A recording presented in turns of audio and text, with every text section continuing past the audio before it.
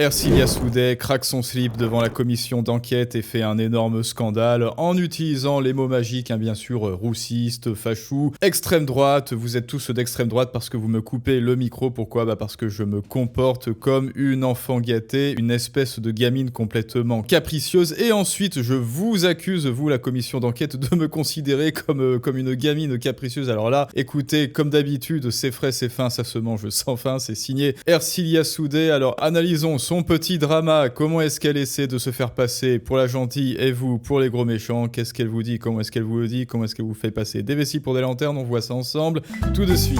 Et si on y regarde de près, il y a un an avant, qu'est-ce qui s'était passé ? Je suis désolée, mais c'est le licenciement de Guillaume Meurice. Et en fait, depuis ce temps-là, on a l'impression que vraiment tout part à volo, qu'on a des auditeurs qui font des intervenants réguliers qui sont tous plus ou moins sur la même veine.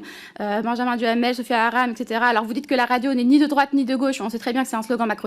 Et donc là, regardez bien le petit silence, la petite aposiopèse gênée, déjà de son collègue, alors je ne sais pas vraiment si c'est son collègue, et elle qui respire, qui retient sa salive, qui ravale sa salive, parce qu'elle a bien vu que ça a foutu un malaise, et oui, ça c'est signé Ercilia Soudet, et plus largement, c'est signé la LFI, avec toujours l'agressivité passive qui en est leur principale caractéristique. Voilà, elle est dans une commission d'enquête, elle se croit à la maison, elle croit comme d'habitude qu'il y a des moulins à vent partout qui l'entourent, qu'il y a des méchants géants roussistes, fachous, etc.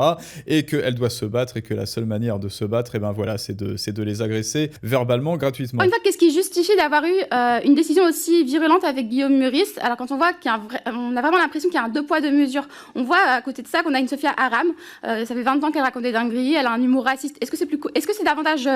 Voilà, et là d'ailleurs, on a une Sophia Aram, donc objectisation, donc une Sophia Aram qui non seulement est absente de la commission, et en plus, elle est rendue objet, on a une Sophia Aram, donc là pareil, agressivité passive, ça fait deux fois en moins de 1 minute que tu t'en prends à quelqu'un qui non seulement ne peut pas se défendre, mais en plus ne t'a rien demandé. Cohérent avec la ligne éditoriale. Madame Soudet, s'il vous plaît, sinon je vous coupe le micro. Si. Ici, c'est pas le lieu où on insulte les salariés du service public, de racistes, d'homophobes, de ce que vous voulez, d'accord ? Vous mesurez votre propos. Madame, Madame Soudet, non. Voilà, non. Non, voilà, non. Non, mais non. Voilà. Ah ouais, lui, il a bien reniflé l'embrouille, il a bien reniflé la fraude Soudet, la fraude LFiste. Oui, là voilà, elle va commencer à tenter de nous châtier verbalement, à sortir son petit chapelet et égrener les mots magiques roussistes, anti-soumites, fachou, etc. pour que comme ça, vous soyez bien culpabilisés, que ce soit vous les méchants et que ce soit moi la gentille, et comme ça, je peux d'autant plus me placer en tant que victime, et après, je peux dire, vous me coupez la parole, bou, vous me coupez la voix, vous tenez des propos lunaires, Monsieur le Président, mais en revanche, moi, c'est pas du tout lunaire, ce que je dis, Sophia Aram, roussiste, etc. Ce ne sont pas du tout des propos gratuits et des procès en intention et en insincérité, non, absolument pas. Moi, je suis toujours honnête, voilà, donc syndrome du personnage principal, comme d'hab. Voilà, on peut continuer comme ça longtemps, Madame Soudet. Madame Soudet, c'est pas le lieu dans cette commission d'enquête où on qualifie une salariée du service public de raciste, d'accord ? D'accord, donc c'est très clair. Donc soit vous revenez sur vos propos, soit on passe la parole à un député suivant. Je vais vous apprendre une nuance, Monsieur le Président. J'ai dit... Je vais vous apprendre une nuance. Donc troisième agressivité passive en essayant d'établir une hiérarchie. Moi, je suis la professeure et vous êtes l'élève. Et je vais vous enseigner quelque chose. Alors que va-t-elle nous enseigner ? Qu'elle avait des chroniques qui étaient racistes. Donc à un moment donné, il faut en tenir compte. J'ai pas dit qu'elle était raciste, j'ai dit que ses chroniques étaient racistes. Madame... Oui, d'accord. Donc ses chroniques sont racistes, mais elle n'est pas raciste, ou du moins je ne l'ai pas dit. Mais ça s'appelle un sous-entendu. Ça s'appelle une suggestion explicite, Soudet. Quand tu dis que quelqu'un réalise des chroniques roussistes, alors tu exprimes un procès en intention comme quoi elle serait roussiste. Non, elle est pas roussiste finalement, c'est juste ces chroniques qui sont des sécrétions hors d'elle qui tout d'un coup, à son corps défendant, seraient roussistes et contre lesquelles elle devrait se battre. Exemple, la Madame chronique Soudet. sur la flottille, je suis désolée, Madame Soudet. elle a été considérée comme raciste. D'ailleurs, la Société Madame des journalistes s'est désolidarisée de cette chronique comme la et de dernière Sophia fois. Aram. Madame Soudet, tout ce qui est excessif est insignifiant, vous le savez. Vous êtes excessif par votre réaction. Donc s'il vous plaît, on est dans une commission. Vous êtes excessif par votre réaction, Monsieur le Président, alors que le mec est totalement posé. Bon, lui pareil, je le connais pas. Donc là pareil, la technique du Darvo, ça n'est pas moi qui suis excessive, c'est vous. Ça n'est pas moi qui suis insultante, c'est vous. Ça n'est pas moi qui fais de l'agressivité passive depuis maintenant moins de 2 minutes. Non, c'est vous qui êtes insignifiant et excessif et qui surréagissez. Mais moi, en revanche, Ercilia Soudet, je suis la sagesse incarnée. concerné et je suis magnanime, blablabla. Dans l'enquête, on essaye de poser des questions sérieuses. Vous venez traiter et qualifier une journaliste du service public, une humoriste, une chroniqueuse de raciste. Elle n'est pas là pour pouvoir y répondre. Elle n'est pas là pour pouvoir s'exprimer. Donc on a devant nous, je termine, Madame Soudet, on a devant nous la présidente directrice générale de Radio France, qui jusqu'alors a répondu à toutes les questions avec transparence et franchise. Vous n'avez pas Sophia Aram en face de vous, donc évitez de qualifier une salariée du service public de raciste alors qu'elle n'est pas ici pour vous répondre. Donc je vous en prie, continuez. Elle est agressive, ne serait-ce que dans son timbre de voix, on dirait, alors je sais pas quelles analogies est-ce qu'on pourrait utiliser, vous savez, une petite musaraigne avec la voix très très aiguë que vous tentez d'écraser et elle queen, et moins vous tentez en fait de l'écraser et de la rassurer, oh ne t'inquiète pas ma petite musaraigne, et plus elle est en train de queener et de queener encore par une espèce d'instinct de survie lutte ou fuite. Qui était licencié comme ça, de façon expéditive, alors que c'est vrai que rien que sa voix c'est une épreuve à écouter tout de même, hein, mais courage les amis. Alors que à côté de ça, on a une Sophia Aram qui... On n'a pas une Sophia Aram. Mme Soudet, je vais arrêter, je vais enlever le micro. Vous faites attention à la manière dont vous parlez. On a une Sophia Aram, mais on est où ici ? On est dans une cour d'école ? On est dans l'Assemblée générale. Et écoute, oui, regarde comment se comporte la LFI à l'Assemblée nationale. Bah tiens, d'ailleurs, il dit exactement comme moi, on a une Sophia Aram. Voilà, donc réification de Sophia Aram qui n'est même pas là pour se défendre. Et oui, évidemment que les LFI... En quoi est-ce que chacun des LFI, des députés LFI, serait légitime à être un député LFI ? Vous voyez bien que ce sont des personnages de South Park, que c'est du pur foutage de gueule en mettant en avant des députés LFI. On dit bel et bien aux Français, on se fout de votre gueule. Regardez l'élève du Cobu, regardez l'air Panot, regardez Ercilia Soudé, enfin regardez-les tous, ce sont des stéréotypes de clowns, ce sont des clowns, ce sont eux les humoristes. Alors de quoi elle nous parle d'humoristes roussistes ? À l'Assemblée générale de la France Insoumise, on ne parle pas des gens en disant on a une Sophia Aram, mais vous vous rendez compte, Madame Soudet, vous vous rendez compte de ce que vous venez de dire, on a une Sophia Aram ? C'est comme ça qu'on parle de citoyens français. On a une Sophia Aram. Qu'est-ce que ça signifie ? C'est une sous-citoyenne ? Madame Soudet, c'est une... Prenez une tisane, donc là pareil, 2 minutes 54, 4e agressivité passive. Bah non, moi c'est plutôt à la mère Soudet. C'est plutôt à Ercilia de prendre une tisane. Hein. Bon, déjà pour se désenrouer un petit peu la gorge, et elle peut ajouter un petit peu de miel, et peut-être qu'elle devrait fumer. Alors non, ceci n'est pas un conseil en santé et en hygiène de vie, mais peut-être que pour qu'elle ait la voix un petit peu plus rauque, un petit peu plus grave, peut-être que Ercilia Soudet devrait fumer d'énormes gitanes, je ne sais pas, dites-le moi en commentaire. En tout cas ce serait peut-être un petit peu plus agréable, et elle parlerait peut-être un petit peu plus lentement avec une légère tisane avec du miel bio bien sûr. Ercilia, c'est une sous-citoyenne Madame Aram. Une tisane. On a une Sophia. Prenez une tisane, elle insiste. Alors que c'est lui qui est le plus, enfin là il a attendu quand même un petit peu de temps avant de la recadrer avec un ton plus ferme, hein, alors que c'est lui qui était calme au début. Mais là, c'est toujours la technique du Darvo, hein, c'est-à-dire la spécialité des gauchistes qui inversent le rôle de bourreau victime et qui inversent, les techniques rhétoriques. Là, tout d'un coup, c'est Ercilia Soudet qui s'excite et qui bave de rage tel un orque du Mordor depuis le début de la commission d'enquête. Mais là, dès lors qu'elle a une petite fenêtre d'ouverture où elle a enfin réussi à énerver, bah oui, parce que c'est ça son but, hein. En fait, son but, c'est de s'énerver elle. Et en s'énervant et avec son agressivité passive, qui ça aussi est une de leurs spécialités, elle essaye d'énerver, hein, de piquer comme ça, comme dans l'arène avec le taureau, les picadors. Non, c'est pas ça. Bon bref, elle essaie de piquer un peu le président, et quand enfin il s'énerve, là elle peut inverser et dire oh là là, mais vous êtes énervé monsieur, prenez une tisane. Regardez, moi Ercilia Soudet, je suis parfaitement calme et rationnel, mais oui bien sûr. Au-delà du fait qu'elle est salariée de l'audiovisuel public, allez-y à la question. La question c'est quoi ? Vous allez m'apprendre à parler, monsieur le président. Non, mais je vais vous apprendre à parler dans cette commission d'enquête, ça c'est sûr, oui. Parce que c'est moi qui suis garant de ce qui est dit ici et de la manière dont on qualifie les citoyens français. Allez au bout de votre question, mais on n'a pas une Sophia Aram, d'accord ?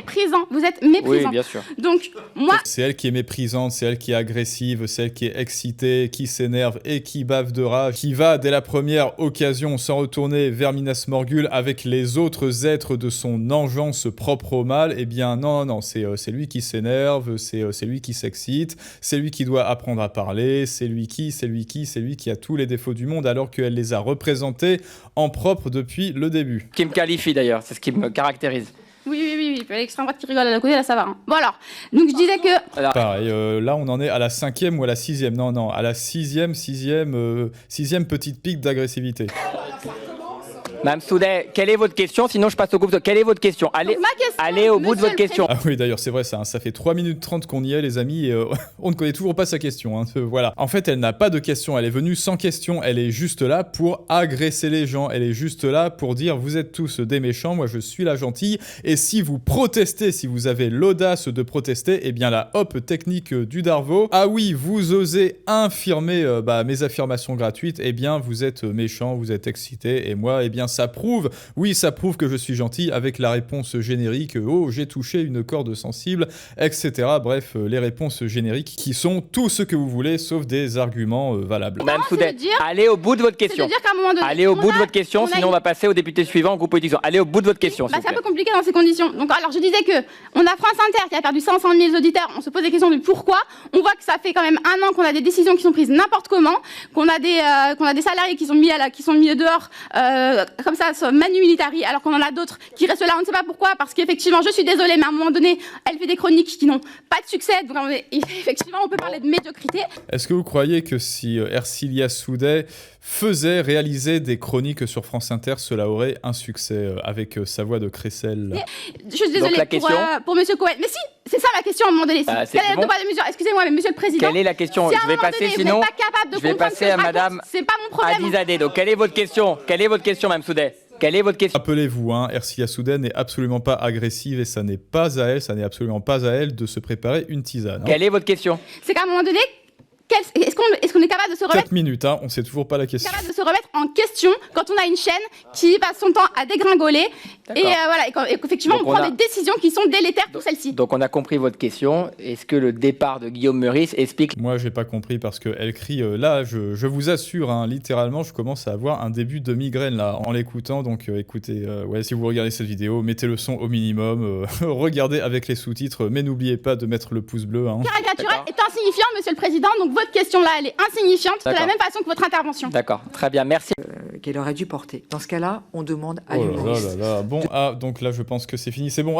C'est fini, c'est bon les amis, ouf, c'est bon, on l'a fait. Bon, écoutez, voilà, la question du président qui a réussi à garder son calme, à prendre en charge les rêves humides, les fantasmes et les excès de colère de la mère Soudet qui vous explique que c'est vous qui êtes en excès de colère et que vous devriez prendre une tisane, bien, par la technique magique du Darvo, c'est-à-dire de l'inversion victime-bourreau. Au bout du bout, je sais pas comment est-ce qu'on peut lui répondre. Voilà, s'il te plaît, cesse de parler. Comme dirait le grand philosophe, non, moi je crois qu'il faudrait que vous essayiez d'arrêter de dire des trucs. Déjà, pour vous, c'est mauvais pour votre santé. Ça vous fait du mal, et puis pour les autres, vous vous rendez absolument pas compte de ce que c'est. Moi, je crois que je pourrais vous étrangler, mais de chagrin, le président s'amuse à couper mon micro. Alors, je crois pas qu'il s'amuse du tout en ta présence, hélas. Couvre ma voix. Non, je crois que c'est avec ta voix. Vous voyez, technique de l'inversion, couvre ma voix, alors que c'est elle, avec sa voix qui couvre tout le monde. Tient des propos lunaires, elle absolument pas. Veut m'apprendre à parler, elle absolument pas, alors qu'elle a dit je vais vous apprendre un truc. Vous voyez, c'est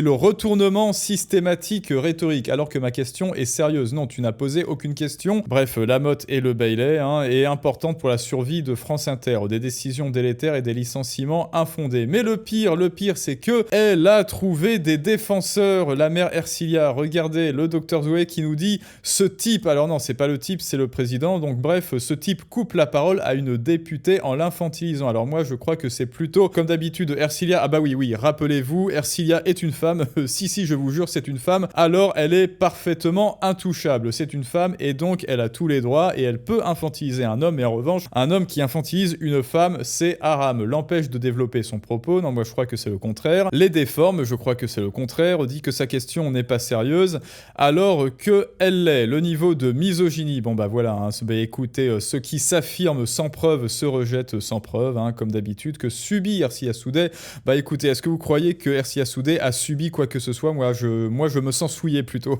Selon moi, c'est ma personne qui a subi, pour le moment, la voix stridente de Ercilia Soudet, l'Hérénie, pour être un petit peu poète, Soudet, l'Hérénie et non pas l'Euménide, pour ceux qui ont les références. Elle est souvent sidérante, effectivement. Ah oui, et le pire, c'est que c'est pas fini. Alors écoutez, petit Petit épisode, petit extrait bonus avec du mansplaining maintenant. Donc accrochez-vous, c'est bientôt terminé. Monsieur Cohen, est-ce que ça ne vous dérange pas finalement d'être protégé par le système depuis toutes ces années? Je pense que vous contribuez largement. Et en plus, ce ne sont même pas des vraies questions, ce sont des questions prétextes, c'est-à-dire ce sont des questions qui sont faites pour couvrir une agressivité passive et des insultes. Hein. Donc alors, c'est quoi votre question, Madame Soudet? Ma question, c'est vous n'en avez pas marre d'être un connard, vous n'en avez pas marre d'être un misogyne, roussiste ou je sais pas quoi. Cette technique-là, c'est juste en dessous de la prétérition. Hein. La prétérition, c'est « je vous jure que je ne vais pas vous insulter pendant cette intervention, même si je pense que vous êtes un sacré enfoiré ». Largement à la montée de l'extrême droite, à leur donner des armes en faisant preuve d'un manque de déontologie. Moi, j'aime bien finir la question par vous, Mme Soudet, parce que ça me permet de mesurer la portée de l'esprit de finesse, de modération et de tempérance. Et c'est toujours important à cette assemblée. Et voilà. La modération, la mesure, les niveaux de grille, bref, ces valeurs qui demandent un QI supérieur à 100 et qui sont fidèles à la pensée LFiste. Hein. Non mais, le mansplaining, monsieur le président, ça va. Madame Taillet. Le mansplaining, là pareil, affirmation. Le mansplaining, c'est quand on ouvre les cuisses, non? C'est pas ça. Matin, madame, j'ai rien dit à Madame Soudet ce matin. Hier, quand elle a qualifié, Madame Aram de raciste, effectivement, Madame Soudet, je vous ai repris. C'est vrai, Madame Soudet, je vous ai repris parce que le racisme est une accusation grave. Voilà. Je dis simplement que vous traitez Monsieur Cohen de médiacrate. Je vais répéter, effectivement, j'ai caractérisé des propos, je n'ai pas caractérisé Madame Aram, donc cessez de dire n'importe quoi à mon sujet. D'accord, Madame Soudet, je peux me permettre... Voilà, comment traiter quelqu'un de roussiste tout en disant « Non, je ne l'ai pas traité de roussiste, ce sont ces chroniques que j'ai traité de roussiste. » Écoutez, les amis, alors, je suis désolé, là, avec cette voix stridente d'Hérénie, donc, je suis un petit peu sonné, je suis un petit peu honteux et confus, comme le corbeau de la fable. Alors, écoutez, je vais prendre un bon bain chaud, je vais respirer, je vais faire des exercices de respiration profonde, je vais prendre une petite marche là parce que je pense que la voix d'Ercilia, sans faire d'attaque sur le physique bien sûr, est une arme de destruction massive, de concentration et d'attention. Donc là j'ai besoin d'aller prendre l'air. Dites-moi ce que vous pensez de ces extraits lunaires, comme elle le dit effectivement. Les amis, abonnez-vous, likez, pouce bleu, les vidéos exclusives sur Patreon et rejoignez-nous bien évidemment sur le canal Telegram. Plus on est de fous, plus on rit et plus Ercilia sera en sueur, bien sûr. Et je vous dis à tous à très bientôt pour un prochain storytelling du monde moderne, mais ça, c'est une autre histoire.